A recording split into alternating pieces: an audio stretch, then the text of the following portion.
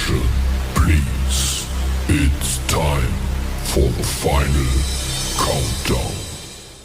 The show starts in 5, 4, 3, 2, 1. Let's rock.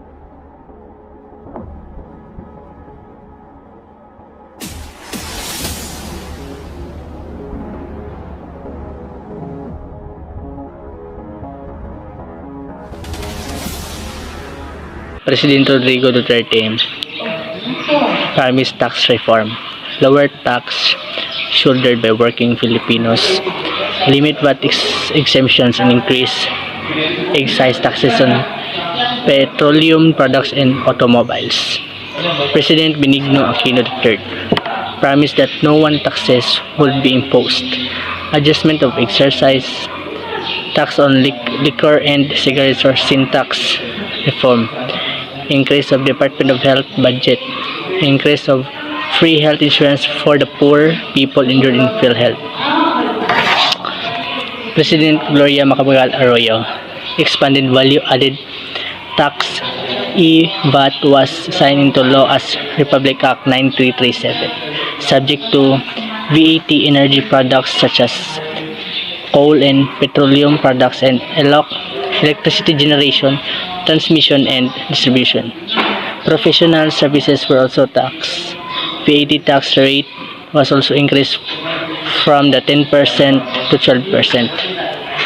Exempted from the VAT are the following: important of meat, sale or importation of coal and natural gas in whatever form or state, educational services rendered by private educational instruction duly accredited by CHED, house and lot and other residential dwelling values at 51 million and below, subject to adjustments using the Consumer Price Index.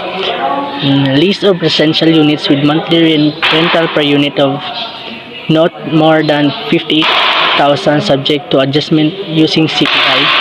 Sale, importation, printing, or publication of books and any newspaper. The features of the improved VAT law were as follows: restored VAT exemption for all cooperatives, provided that shares capital of each member does not exceed 515,000. And next, expanded the coverage of them simple process by including boiling and roasting, effectively narrowing the tax base for food products. Expanded coverage of term original state by including molasses. President Fidel Ramos, the VAT base was also broadened in 1997 to include services through Republic Act 7716. Comprehensive tax reform program was implemented. That's all.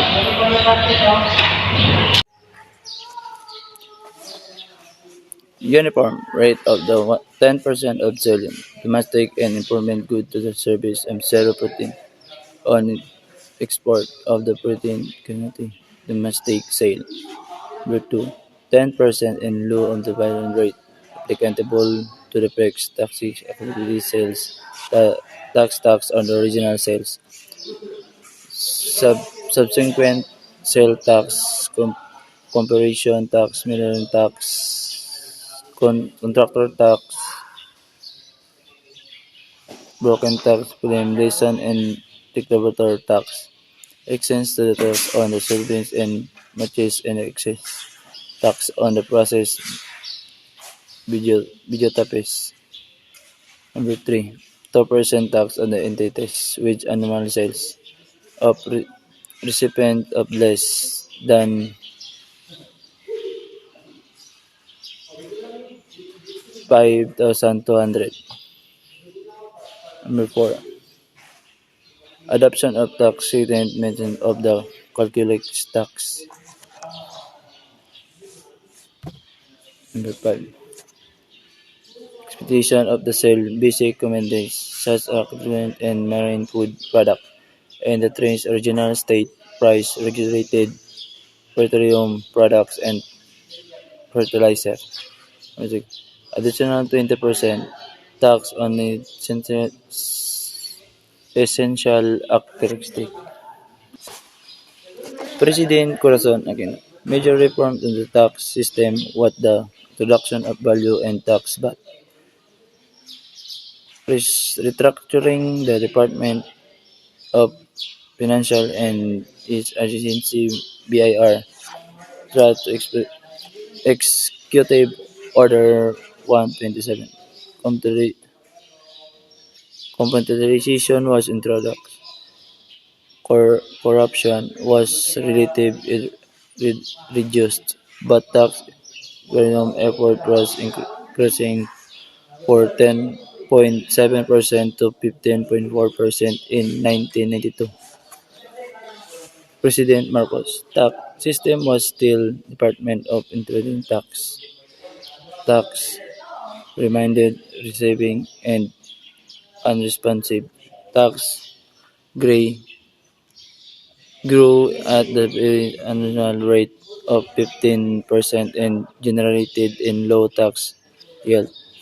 Tax effort was the low of 10%. 10%.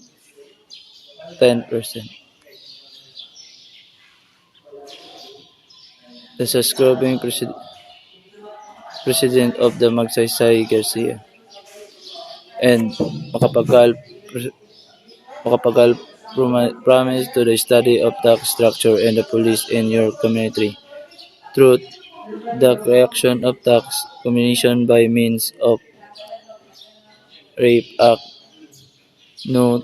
No. 2022 2211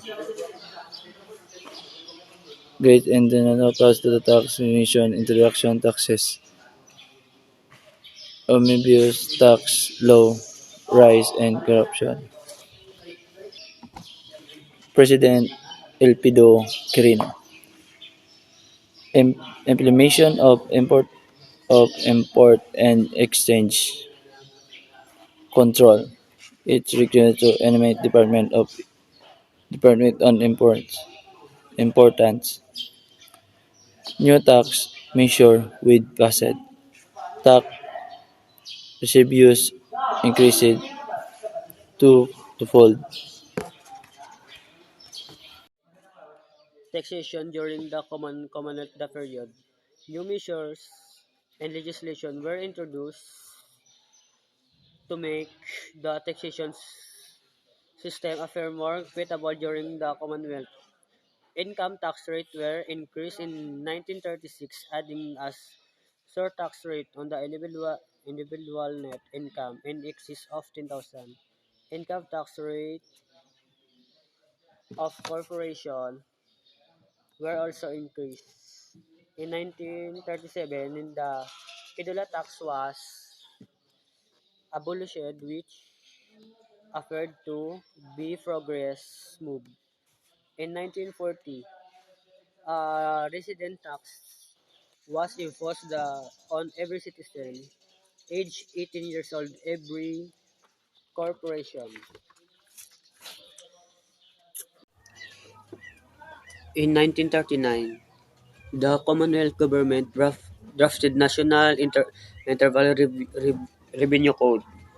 Number 1, normal tax of 3% and the surtax on income was replaced by a single tax at a progress rate. Number 2, personal exemption were introduced. Number 3, corporation income tax was slightly increased by introducing tax on the inher- inherited estates of gift donated in the in the of dead person for the cumulative sales tax was replaced by a single turnover tax of 10% on luxuries or 5 taxes on liquor, cigarettes, forestry products, and meaning were increased. Number 5. Dividends were made taxable. World War II, Japanese military administration continued the system of tax collection. Foreign trade fell. The United States advised the adoption of direct taxation, but the administration of President Manuel Roas declared the proposal because it did not want to alienate its allies in Congress.